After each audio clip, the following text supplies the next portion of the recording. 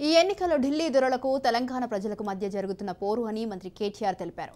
ఇక కాంగ్రెస్ తీర్పుపై మంత్రి కేటీఆర్ ఫైర్ అయ్యారు. కామారెడ్డి ప్రచారంలో పాల్గొన్న కేటీఆర్ విపక్షాల తీర్పుపై ఆగ్రహం వ్యక్తం చేశారు.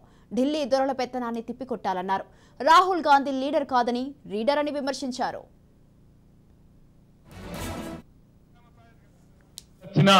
గప్పకిందనే గమ్మాలన్నాడు.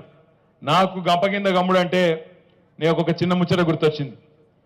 నిన్న రేవంత్ రెడ్డి గారు మొన్న ఒక స్టేట్మెంట్ ఇచ్చిండు. నువ్వు కొడంగల్కి రాకపోతే నేనే కామారెడ్డికి వస్తా కేసీఆర్ అని డైలాగ్ కొట్టిండు. కామారెడ్డికి వచ్చి కేసీఆర్ మీద తొడగొట్టుడు అంటే పోషమ్మ గుడి ముందు పొటేల్ని కట్టేసినట్టు కాదు. నాకు అర్థం కాదు. ఉద్యమ గడ్డ, ఉద్యమానికి కేంద్ర బిందువు కామారెడ్డి. ఇక్కడికి వచ్చి ఉద్యమ నాయకుడు కేసీఆర్ మీద సవాల్ చేసుడంటేనే అది మంచి పద్ధతి కాదు.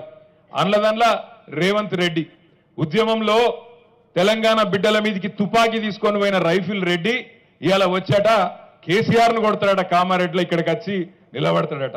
నేనే నిలబడతా, దగ్గర ఉండి నిలబడి మీ ప్రాంత రైతుల కళ నెరవేర్చే బాధ్యత నాది అనే మాట ఇచ్చి కేసీఆర్ గారు స్వయంగా ఇక్కడికి వస్తా ఉన్నారు. మరి కేసీఆర్ గారు 9 తారీఖు నాడు, ఈ నెల 9 తారీఖు నాడు కామారెడ్డిలో నామినేషన్ దాఖలు చేయబోతా ఉన్నారనే మాట కూడా ఈ సందర్భంగా మీ అందరికీ విజ్ఞప్తి చేస్తా ఉన్నా.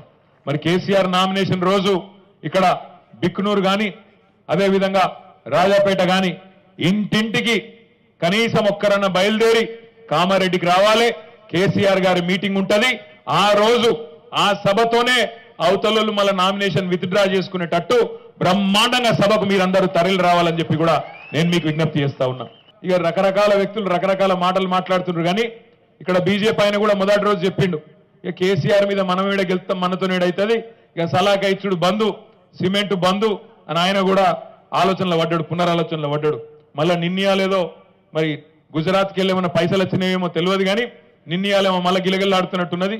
కాబట్టి ఆడ ఈడ మళ్ళా ఏదో తనలాడుతున్నట్టున్నాడు. ఇక్కడికి వచ్చిన ఆడబిడ్డల్ని అన్నదమ్ములు నేను ఒకటే అడుగుతా ఉన్నా.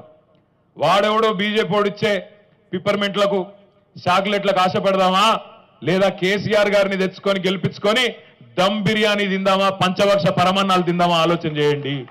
వాడెవడో వచ్చి సలాకిత్తా, సిమెంట్ పోత్తా, నా కోట్లైండ్రి అంటే ఆయన దబ్బన 4 ఓట్లు పడ్డా డిపాజిట్ కూడా వచ్చేది లేదు, గెలిచేది లేదు, సచ్చేది లేదు.